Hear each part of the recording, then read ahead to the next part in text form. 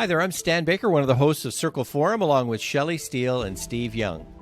Principals can unleash the transformative power of a trauma-informed restorative approach in order to ease teacher and staff stress. We talk about it in this podcast, and it's very practical.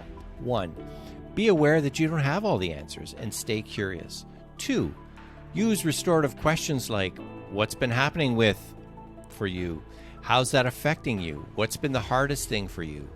How can I help? What's needed next? And 3, have staff meetings in a circle. At the end of this episode, be sure to visit our website, www.restorative.ca, where you can find lots of free restorative resources about staff meetings and circles. And if you enjoy this episode, be sure to subscribe on YouTube. Now let's head over to this conversation with Shelley, Steve, and me, Stan.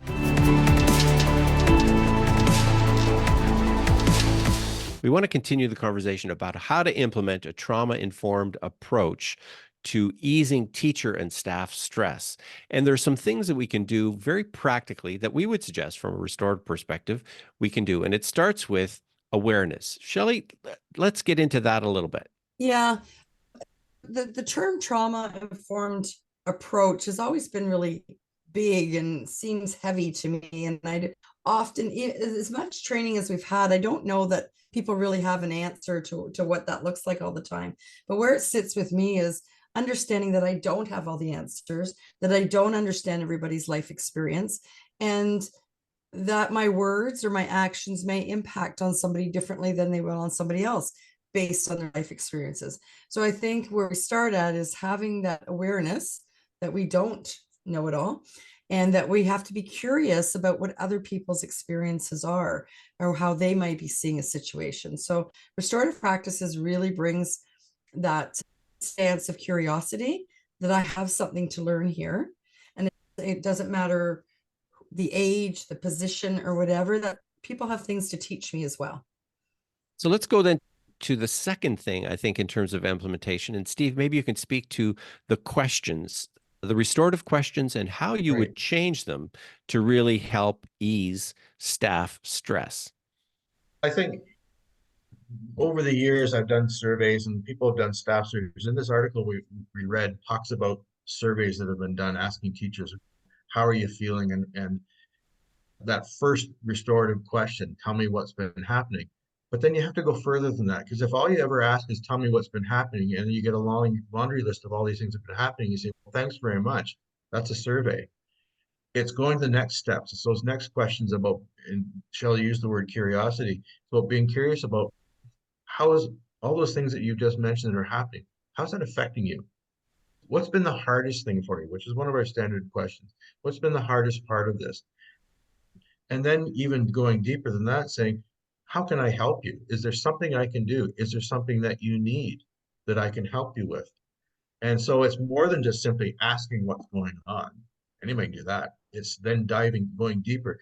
The article that we were basing our conversation on says it's not enough just to ask people if they're tired, it's to find out why they're tired, what's causing them to be tired. And then as a leader, then maybe reprioritizing what I want to do next or tomorrow or the next week based on the answers I'm getting. Hey, I was going to do this whole workshop tomorrow on how we're going to do new protocols around COVID, but I think it's more important that we talk a little bit about X, Y, or Z, because that's been coming up in my conversation. So it's listening, talked about listening, but digging deeper and asking those questions. And it's the restorative questions somewhat modified into a very casual conversation. Tell me what's been happening. Tell me what's been the most difficult thing for you. Tell me what you need that's going to make this better for you. And how can I help you? It's almost coming up with that little contract at the end. And what can I do to help you? Because as you say, Shelley, I don't have all the answers, but there might be something I can. And if you ask a million teachers, what do you need? A million principals, what do you need? They're going to say, I need more staff. As a superintendent, you know I can't give you more staff, but let's talk about what I can do. So let's stay within the realm of those things. So what we're saying in terms of implementing strategies to reduce stress for staff, you can take that attitude of curiosity and in that develop your awareness. Secondly, use restorative questions and even modify them. And a third thing that comes to mind is using circles in the meetings that you have with staff. And how would you go about implementing circles in a staff setting?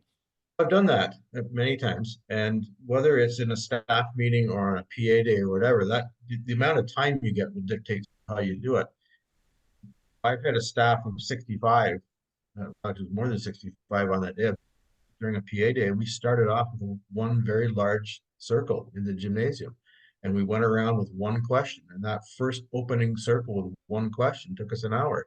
But then we broke up into smaller circles, which I had constructed earlier and I talked to various teachers to be leaders. So then we had small circles of 6 or 8 people with very specific tasks to perform. And so using circles, that half day PA day was all done in circles. And we got a lot of work done.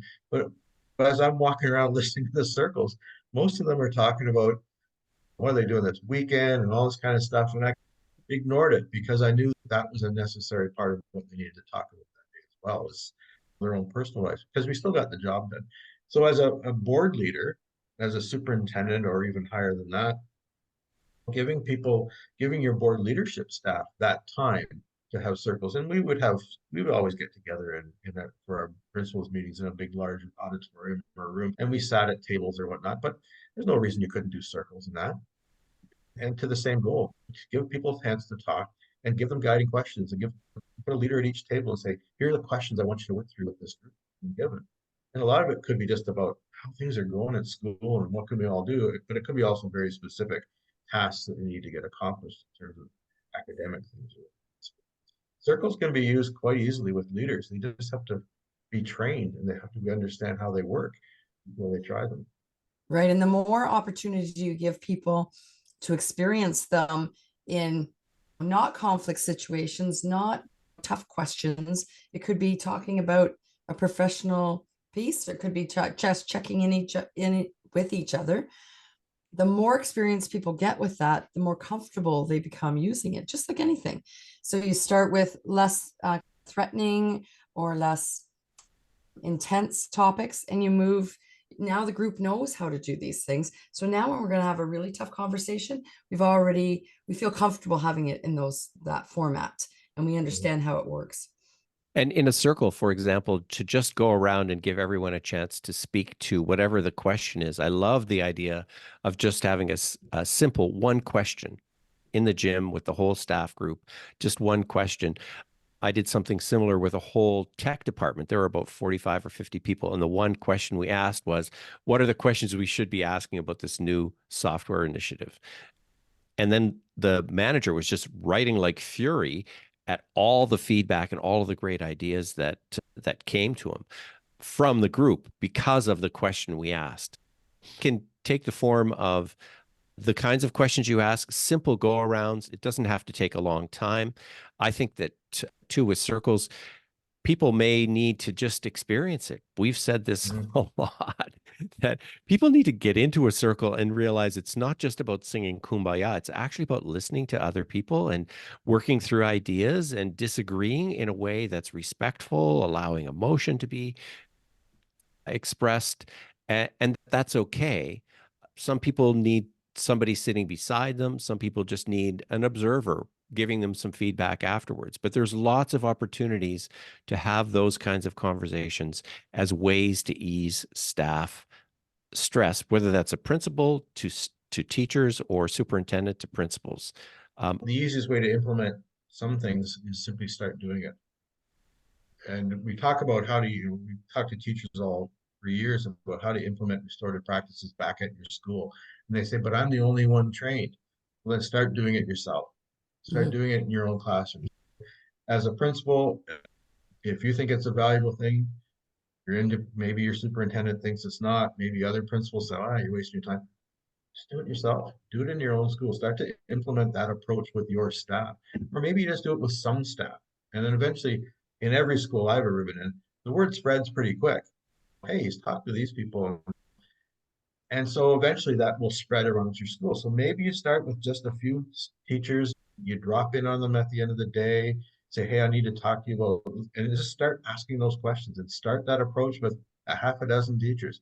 And then try and very intentionally try and meet with other groups and do the same thing. And it will spread. standing circle, right, Steve? So it Yeah. doesn't feel so formal. Just Yeah. having that Yeah. discussion in a circle. Yeah, it doesn't have to be, okay, I see you guys are all meeting. Let's put some chairs in a circle and let's talk. I mean, they could be sitting on desks and stuff. It could, you want to keep it fairly informal at that level. But when we met with 65 teachers in the gymnasium, I went in early and set up the chairs. It was very formal. And then we had it the whole day structured with our leadership team. But those informal circles, you're asking the same questions. You just have to, in your mind, go in thinking, this is what I want to accomplish. I'm going to ask these questions and see where the conversation takes me. And then I'm going to do it again tomorrow with this other group that I see meeting all the time, this other group. And eventually you will get to your whole staff. And as a district leader, as a superintendent, same thing. Oh, my other superintendent thinks this is a waste of my time. I'm too busy. But I'm going to intentionally meet with a certain group of principals and we're going to do this. And just start doing it. If you believe in it, if you're confident in it, you understand the value of getting your staff together in a circle, not just sitting at desks in a room, but in a circle. There's value to that structure, and just start doing it. Don't wait for permission from somebody because you probably won't get it. Just do it.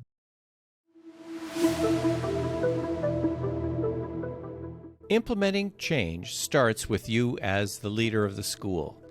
Just start doing trauma-informed restorative practices. Remember, implementing change often starts with a single step. Every question asked, every circle formed contributes to a more supportive school for teachers and helps ease their stress. Find out more about our work at www.restorative.ca. Send me an email, stan@restorative.ca. Let's stay curious, ask great questions, and hey, do the next staff meeting in a circle.